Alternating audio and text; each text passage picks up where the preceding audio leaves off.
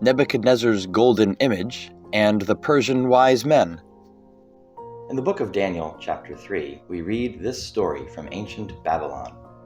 The satraps, prefects, governors, advisors, treasurers, judges, magistrates, and all the other provincial officials assembled for the dedication of the image that King Nebuchadnezzar had set up, and they stood before it.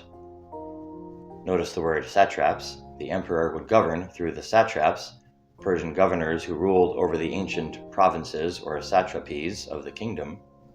The region of Babylon was a main satrapy of the Persian Empire.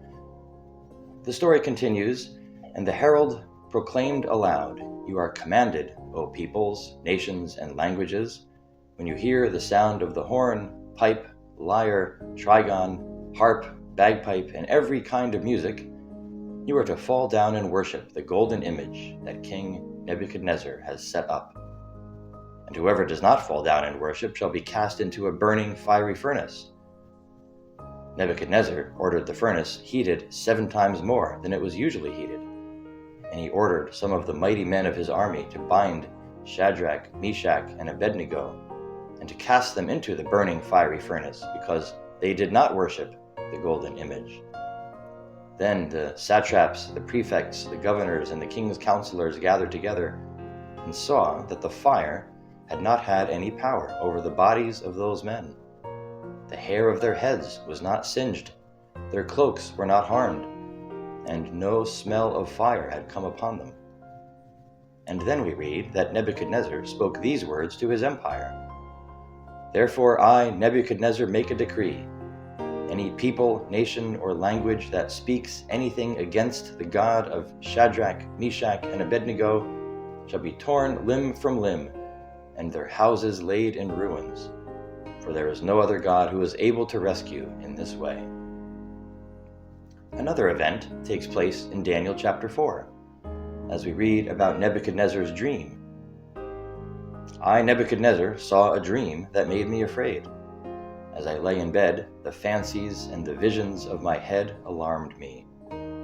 So I made a decree that all the wise men of Babylon should be brought before me, that they might make known to me the interpretation of the dream.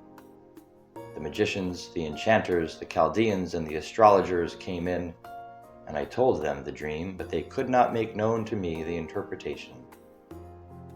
Finally, Daniel, also known as Belteshazzar, came into my presence, and I said, 'Belteshazzar, chief of the magicians, here is my dream. Interpret it for me.' And then Daniel interpreted his dream." Next, in Daniel chapter 5, we read again about those wise men. "King Belshazzar made a great feast for 1,000 of his lords, and drank wine in front of the 1,000. Immediately the fingers of a human hand appeared and wrote on the plaster of the wall of the king's palace, opposite the lampstand. And the king saw the hand as it wrote. Then all the king's wise men came in, but they could not read the writing or make known to the king the interpretation. Then the queen declared, 'O king, there is a man in your kingdom in whom is the spirit of the holy gods. In the days of your father, light and understanding and wisdom, like the wisdom of the gods, were found in him. And King Nebuchadnezzar, your father the king, made him chief of the magicians, enchanters, Chaldeans, and astrologers.' Then Daniel was brought in before the king. Daniel interpreted the dream and solved his problem." My friends, those wise men failed to interpret the king's dreams, and only Daniel succeeded. But what a difference when we read now in the Gospel of Matthew. "After Jesus was born in Bethlehem of Judea, in the days of Herod the king, behold, wise men from the east came to Jerusalem, saying, 'Where is he who has been born King of the Jews? For we saw his star when it rose, and have come to worship him.'" Matthew chapter 2, verses 1 and 2. And verses 9 through 11 continue, "And behold, the star that they had seen when it rose went before them, until it came to rest over the place where the young child was. When they saw the star, they rejoiced exceedingly with great joy." And going into the house, they saw the young child with Mary his mother, and they fell down and worshipped him. Then, opening their treasures, they offered him gifts, gold and frankincense and myrrh. These wise men must have known the prophecy that is given in Numbers chapter 24, verse 17.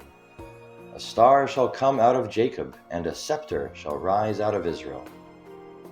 Also, in Isaiah chapter 9, verse 6, the scriptures say this: For to us a child is born, to us a son is given, and the government will be on his shoulders, and he will be called Wonderful Counselor, Mighty God, Everlasting Father, Prince of Peace. The Gospel of Matthew tells us that then the wise men departed to their own country by another way. Matthew chapter 2, verse 12. Their dream tells us we should seek and worship only Jesus the Messiah, with no turning back. My friends, the fear of the Lord is the beginning of wisdom. All those who practice it have a good understanding. Psalm 111, verse 10. The Lord said, I love those who love me, and those who seek me diligently find me. Proverbs chapter 8, verse 17.